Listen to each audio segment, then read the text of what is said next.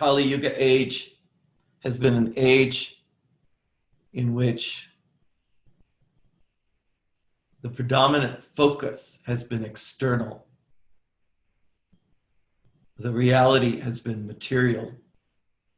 The truth of life is narrated and parsed in terms of what appears superficially to the senses and to the mind.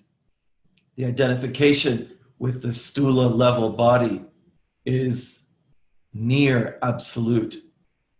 The understanding that our life is material and embodied only, and that we are physical organisms, as it were, made of fundamental materiality, has predominated. Within that, ignorance has predominated. Darkness has predominated. Bondage has predominated. There has been a kind of narrow perspective on existence and a kind of thickness of incapacity, we're speaking generally speaking, to pierce beyond that outer identification with the body alone, with the physicality alone. What is of value in the Kali Yuga age is material in its nature, the valuation of objects and of material reality as being that which constitutes the wealth of life or the richness of existence.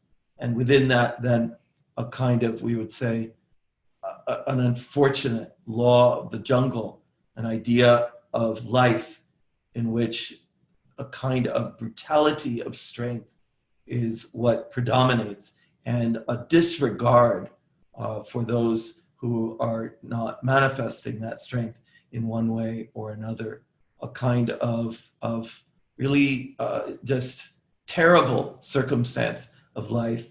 And yet within that, we know, yes, even during the Kali Yuga time, there have been glimmers and glints and extraordinary manifestations of every possible sort of humanity, because the light cannot be actually fully extinguished.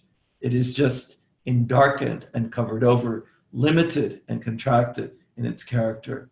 And that stula level focus that says to each one of us, you are primarily your body. You are secondarily a personage identified with a certain kind of culture, a certain kind of genetic inheritance, etc., and so on. Now, it is true that we are those things at the stula level of life, but the ultimate identity, the true identity, the highest identity, the most authentic identity of life is that we are the universal consciousness.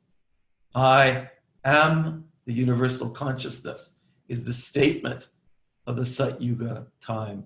I am that vastness of eternality and immortality of consciousness that has taken shape in myriad ways, in so many different ways. And I am experiencing through this vehicle of a body, of a mind, of a specific personality, a traverse of life, a set of lessons, and an engagement with an opportunity for divine realization. The vehicle of the human body contains within it the subtlest mechanisms by means of which that realization can happen, Jivan Mukti, in this very lifetime. And this is the teaching of the great masters. The movement to the Sat Yuga is a movement to a time in which what will predominate is that level of realization and attainment. And life will be lived on the basis of the wholeness and perfection of consciousness. Life will be lived on the basis of knowledge, of true, authentic, and supreme and highest understanding and knowledge. Life will be lived on the basis of refinement, of subtlety, and of unhindered and untrammeled divine creativity flowing through the vehicle of a body-mind that has been so radically transformed by sadhana as to constitute an extraordinarily exquisite circumstance of expression of the Mahashakti's play of creativity through each and through all, through everyone in that way. The focus of life will turn from the material to an understanding that the material is actually an expression and indeed a manifestation, and is essentially, in its highest sense, made of consciousness.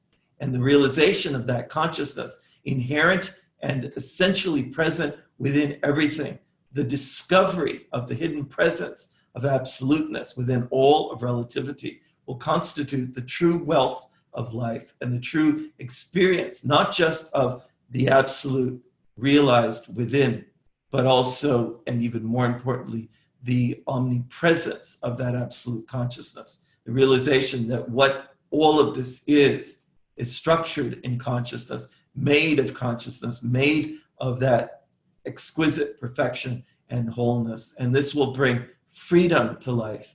It will bring a sense of safety to life, a feeling that the struggle, as it were, of existence is replaced by an extraordinary unfolding, sequential, divine condition of ever-expansive realization, delight, mastery, attainment, and a subtle, divine, sumptuous enjoyment of existence in the highest possible sense.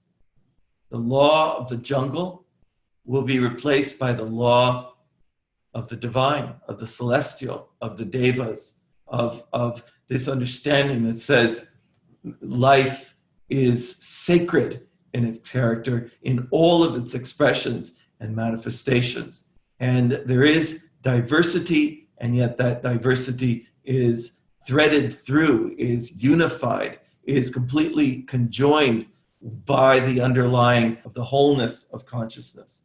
Wisdom, liberation, freedom, divine delight, untrammeled creativity, service, devotion, upliftment of life, and a mystical, extraordinary state of existence in which the individual will be both individual and universal, both the individual wave and the cosmic wholeness of the ocean simultaneously.